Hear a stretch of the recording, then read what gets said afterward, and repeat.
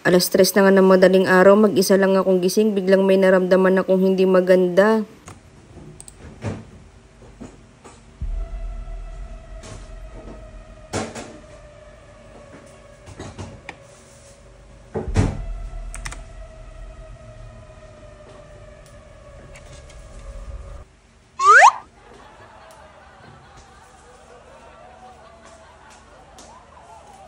Dahil yata sa gutom ko, yung kaluluwa ko gumagala-gala na sa kusina. Akala ko minumulto na talaga ako, yun pala kaluluwa ko lang to. Naghahanap-hanap nga ako ng makakain, kaso bad trip, wala namang ready to eat. Meron dito, kaso hindi pa luto, bahala na dyan, may 1 hour break pa naman ako. Tamang-tama, marami-rami to, lulutuin ko na lahat para pagkagising ng mga alaga ko, kakain na lang sila. Ay, ang sarap ng buhay. Bubuksan ko na nga lang yung ilaw at baka magkatotoo pa yung multo. Grabe, nakakatakot, ang daming hugasin pero walang tao. Sino naman kayang huling naghugas dito? Hindi yata niya nakita yung mga kaldero. Nilinisan ko nga pala muna to at nang makapag-start na akong magluto.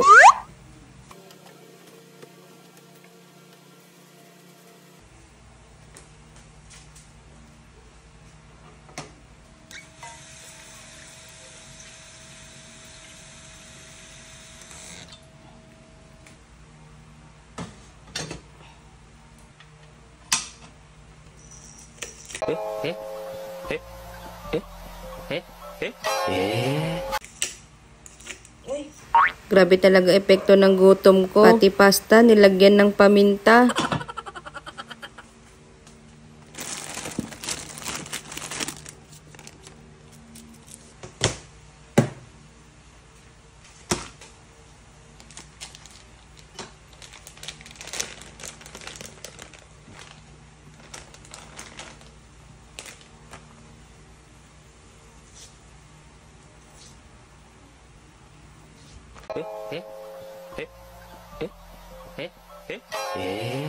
Hindi ko talaga alam kung anong tumatakbo sa isip ko ng mga oras na to. Basta ang alam ko lang parang ang dami yatang sabaw ng utak ko ngayon. Muntik ko tuloy maisama sa basura yung hotdog.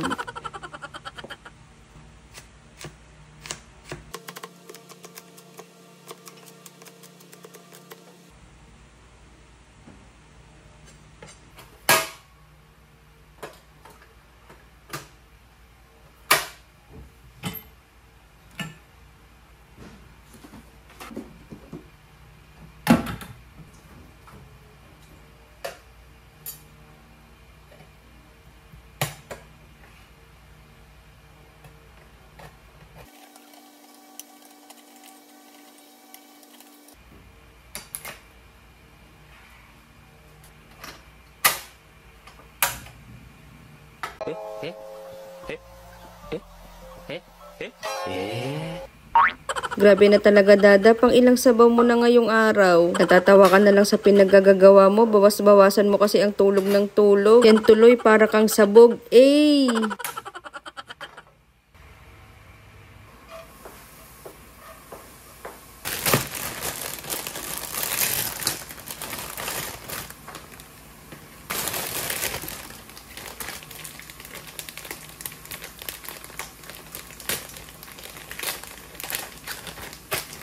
Pinapanood ako sa YouTube, ganito daw yung tamang paraan para kapag ibubuhos mo siya, kusa na siyang maghihiwa-hiwalay. Pero bakit yung nangyari sa akin, sama-sama pa rin sila? Sige, ako na mag-a-adjust.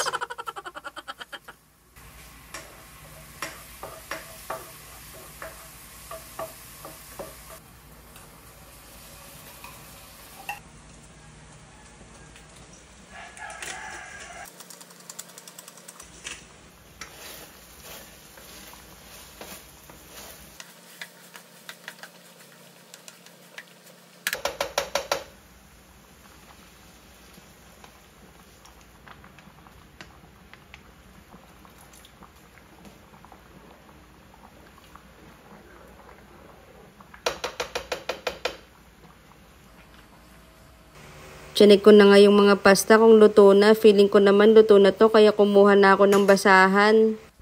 Dalawa nga yung kailangan kong basahan, kaso isa lang yung available, kaya hiniram ko na muna tong boxer. Shoutout nga pala sa may-ari nito. Salamat sa boxer mo, dahil sa'yo hindi ako napaso.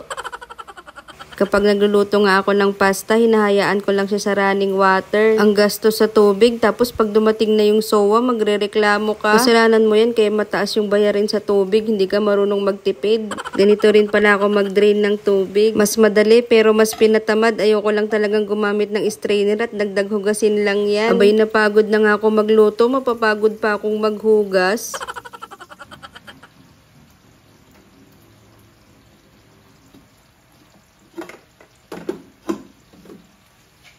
At dahil nga wala na akong stock ng Alaska Evap, inamoy-amoy ko muna tong natirang cheese sauce ng Baxilog. Baka kasi panis na yung kilikili mo. Maganda na yung naninigurado. Mahirap na, baka sumakit pa yung tiyan ng kakain nito.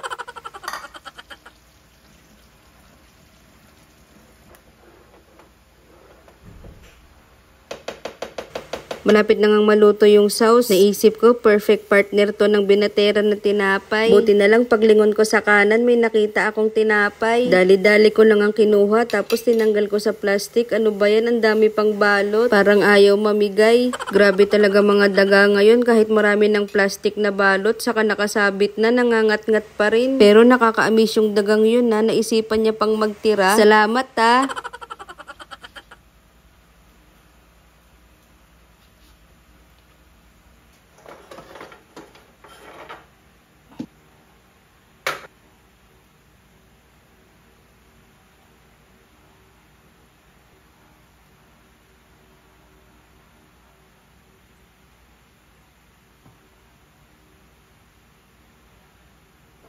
Habang hinihintay ko nga matusta yung mga tinapay, nilinisan ko na muna yung mga kalat ko. Para good shot lang tayo pagising ng mama ko.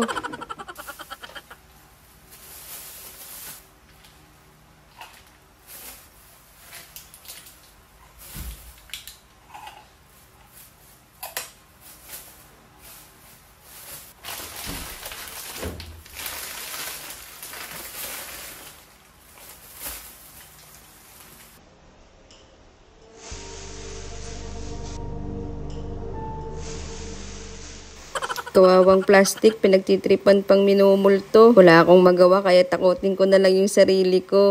Grabe, ang tahimik talaga ng paligid, naninibago ako. Sana laging ganito para hindi ko na kailangan mag-voice over at magpaka-plastic na masaya ako. Tapusin ko na nga to at nang makakain na, baka ma-overbreak pa ako. Sa station ko na nga lang ako kakain at nang makapag-multi-fasting naman ako para makaisang type tapos 5 subo.